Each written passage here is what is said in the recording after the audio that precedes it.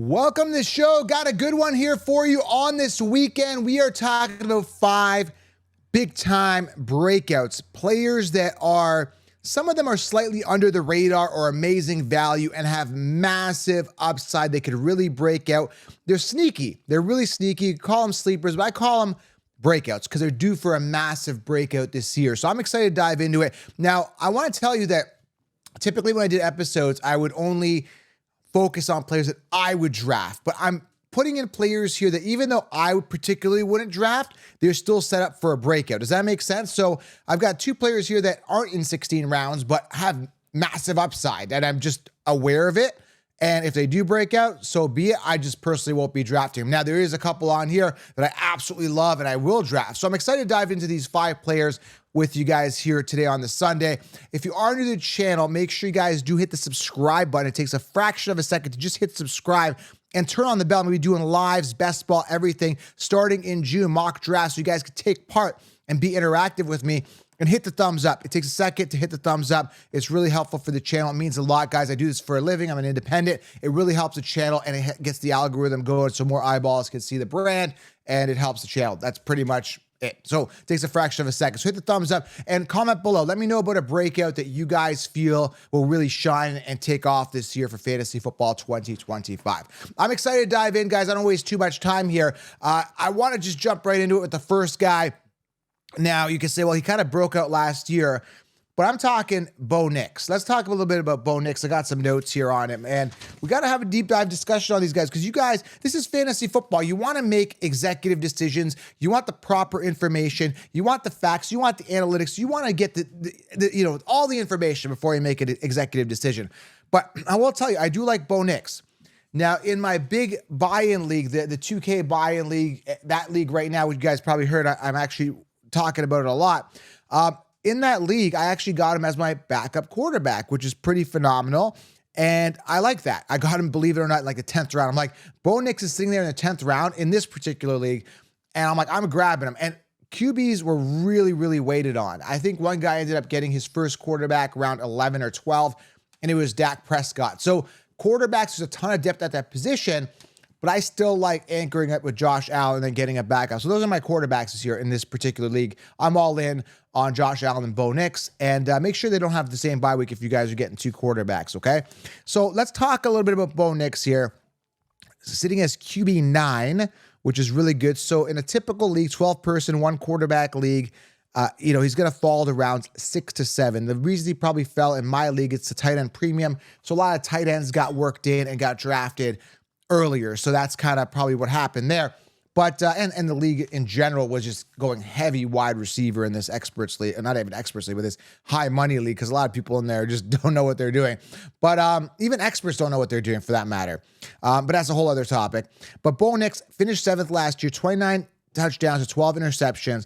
I want to see that ratio better. I want to see less interceptions. I want him under the double digits in the interceptions, and I want his touchdowns to go up. And that's very viable this year. I love the addition of Pat Bryant, completely under the radar. So that's good. He's got a good wide receiver there. I love RJ Harvey, which we'll talk about in a second.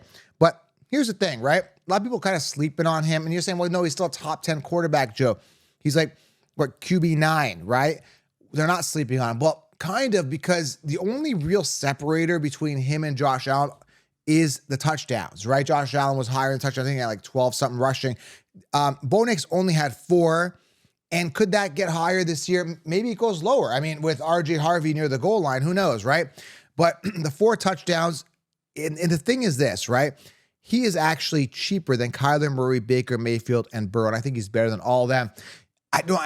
You don't have the rushing upside with Burrow, whereas, again, we talk about Bo Nix 5th in rushing attempts, which is something I like to see, right?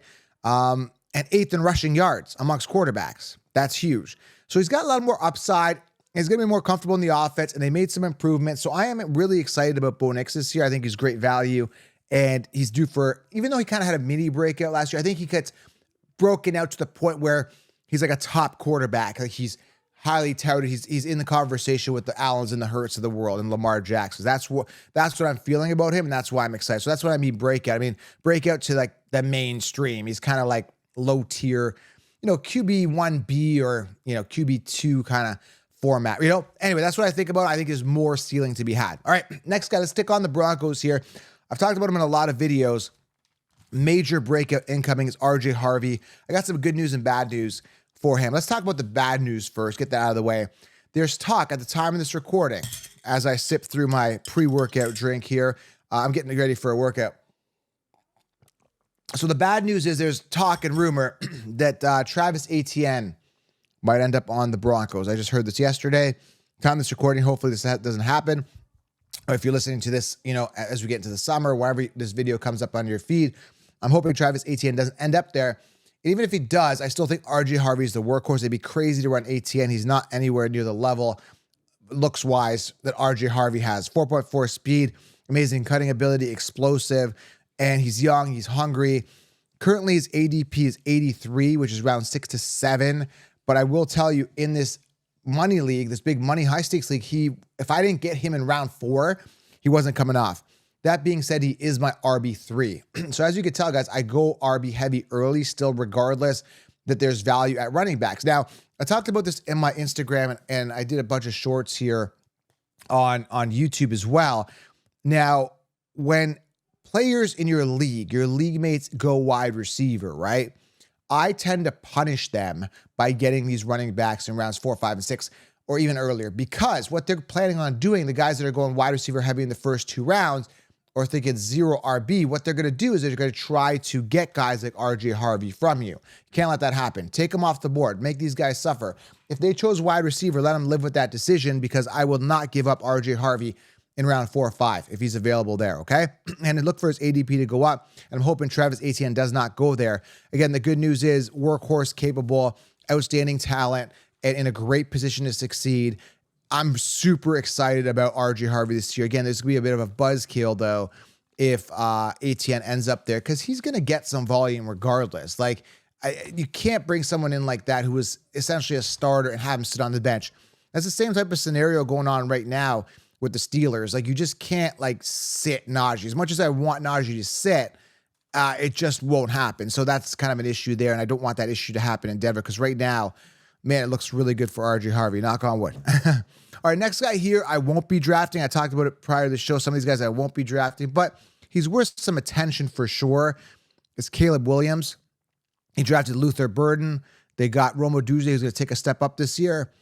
They drafted Loveland at tight end. High draft capital. I think he was a first or second rounder. Caleb Williams finished 15th last year, so it's not a surprise he's sitting as QB 14, which I think is great value for a guy who's got a ton of upside. It could really break out to a top-tier quarterback. This is the year we're going to see, this is going to separate the men from the boys. And there's a lot of quarterbacks in a situation where they've really got to step up. CJ Stroud, right? Bad sophomore year, good rookie or whatever, right? This is the year. Are you the real deal or are you not? Caleb Williams, similar situation, right? We saw, the first year, 20 touchdowns, 6 interceptions, 3,541 yards. We want to get that to 4,000. Here's the interesting thing. When you look at Caleb Williams based on his talent, you're thinking, hey, this guy rushes a lot. He's a rushing quarterback. And to some degree, he is. He was 7th in rushing with 81 attempts, but 0 rushing touchdowns. We want to see that go up, and they don't really have a good running back, so maybe it will. But the fact that he's QB 14, round 9, 8 to 9, he's kind of mid-round 8, so I'm going to round up to round 9. That's pretty good value for a guy who's got upside, can run the ball, and has got a lot of offensive weapons this year. So when I'm looking at Caleb Williams, I'm thinking, man, I get to wait, and I get a potential upside rushing quarterback with a lot of great options, but with that comes risk, right? You don't know, right? Even with Bo Nix, you think he's going to have a better year, but you don't know. You think CJ Stroud's going to bounce back? You don't know. With Allen, guys like Allen, Hurts, you kind of have a little more certainty on what they're going to do, especially with Hurts now getting that boost again with the tush push being kept, right? More rushing touchdowns. So something to be aware, but I just think there's a huge breakout upside potential for Caleb. I'm not willing to take the risk on him, even though he's a bit discounted. Obviously, round 8 to 9 is good value in a 1-quarterback league, 12 person, but still kind of risky, okay? So be cautious there. The next 2 are very interesting, really great talent physically, ultra explosive. Let's get to the first guy here. Again, hit the thumbs up if you're new. If you're new, subscribe. if you're here, hit the thumbs up. It takes a second of your time. But I do want to talk a little bit about Travis Hunter. And you can get all my picks on where to draft, all the breakouts, all the sleepers in the 16-round drafts, which I've linked it below. Make sure you guys grab 16 rounds. Take action, okay? You guys will never look back to rankings. Now, speaking of rankings, Travis Hunter. Let's talk about him. 4.4 speed. Absolutely amazing talent last year. Just over 900 yards receiving. 9 receiving touchdowns. Listen, this guy's the real deal. And I don't really have to go into his a breakdown of his ability, but I will a little bit. Like, think of every possible good scenario and good thing you could say about a receiver. Travis Hunter has it. So we're talking great separation. We're talking explosive off the line. We're talking big playability in the open field. No one's catching him. We're talking amazing hands. We're talking great vision. So it really goes without saying that he's got all the credentials of an amazing wide receiver. So that's really good. We're talking high draft capital. The only issue separating this guy from being the next Jamar Chase and Justin Jefferson is the Brian Thomas Jr. being there, right? So that being said, the way I look at this, and I want to be really clear about Travis Hunter and Brian Thomas Jr. Travis Hunter, if he plays corner, that's a different story, right? Then he's not on the field as much. We don't know. But if they're smart, they're going to use him as a wide receiver. I think, anyway, they should use him there because I think, obviously, when you have a gap with like receivers where one wide receiver is so much better than the other wide receiver, you want to grab that wide receiver. Now, the problem is with Brian Thomas Jr., I was telling everybody to draft him ahead of Christian Kirk. Kirk was ahead of Brian Thomas Jr. last year in the rankings. I'm like, don't draft Kirk. Rankings don't work. 16 rounds of truth. Grab 16 rounds. I'll tell you, in 16-round draft session to draft Brian Thomas Jr., and now everybody's on the Brian Thomas Jr. train, as I said they would be, but I'm not investing a first-round draft pick on Brian Thomas Jr., knowing that the amazing talent of Travis Hunter is there. So you could say, well, yeah, less double coverage for Brian Thomas, but I still think there's going to be a target distribution more. Like it's going to thin things out for Brian Thomas Jr. Now, another reason why rankings don't work, nobody's talking about Trevor Lawrence as a fantasy quarterback, but he's the one feeding these guys. You got Travis Hunter as a round 5 ADP pick. You got Brian Thomas Jr. as a late first-round pick in fantasy, and no one's talking about Trevor Lawrence. So again, that's why I don't believe in rankings. They don't make sense to me, right? Like I look at scenarios, look at situations, and like T. Higgins round 2 is crazy. Late round 2, like no way, man. Why would I draft a wide receiver 2 on this team in the second round? We could be aiming high on the depth chart, getting the ones. Right? This is what I teach. So that being said, if I had to choose between Travis Hunter and Brian Thomas Jr., I would get the value of Travis Hunter round 5, and I would fade Brian Thomas Jr. round 1. That being said, I still think Brian Thomas could still have an outstanding year, but I like this value in the 9th round last year where we were all getting him, where everybody was sleeping on him instead of paying a first-round pick. So I'm getting first round, I'm just going to get people that I feel comfortable with, and I'm going to get the next Brian Thomas Jr.'s in the later rounds. Does that make sense? It's all about thinking strategy, right? So Travis Hunter, I think he's good enough to take a ton of volume regardless. Okay, that's how I feel, right? Last guy's interesting. I don't talk about, again, some of these guys, even though I don't talk about them, but I got to address people. The show won't just be about players that I like. But the next guy I want to talk about, I won't be drafting because I tend not to just draft wide receiver 2s. I always draft running back 2s. I draft running backs and wide receiver 1s on their team. I would never draft a guy that's potentially going to be a 2. That even in later rounds, I'm still aiming high on the depth chart, right? Last year, Ladd McConkey, right?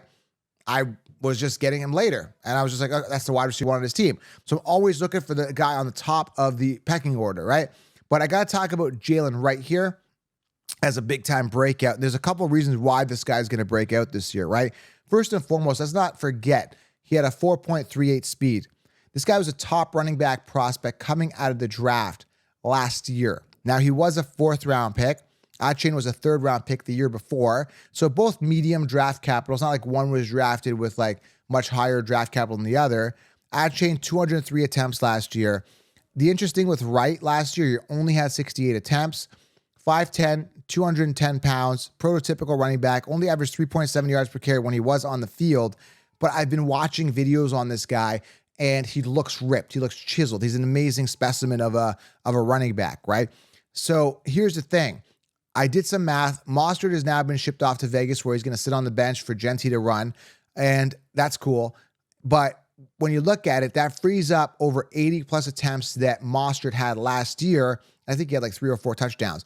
You tack that on and give a boost in production to Jalen Wright if he's doing more with that, because we're going to see he's doing more. Now you've got yourself a committee there pushing Achane out of that top ADP, top 5 running back, second round pick. That's one of the main reasons I'm not driving Achane. So 150 attempt is the floor I'm seeing for a guy like Jalen Wright, who's explosive in his own right? So, right? There you go. That's my joke. So it's going to be very interesting to see how this plays out. But even Achane, right? Like top 5 running back, only 203 attempts. That's not what I look for out of my workhorse running back. I want 250 attempts minimum. So Achane, basically off the right committee approach, like they're going to be a right and an Achane committee. I don't know. I'm just fading both, to be honest. But it's going to be interesting to see what Jalen does and how much volume he gets. It's going to be interesting with Mostert being gone. Going to be something to watch for sure. There's some major breakout potential. And if Achane gets hurt, and he did that the first year, Wright could really, really explode and be a big-time breakout. So I don't trust Achane. I really, really don't. Okay, I don't, because the first year he was injured, second year he had a good year, only 203 attempts. I need to see more. High draft capital, very expensive.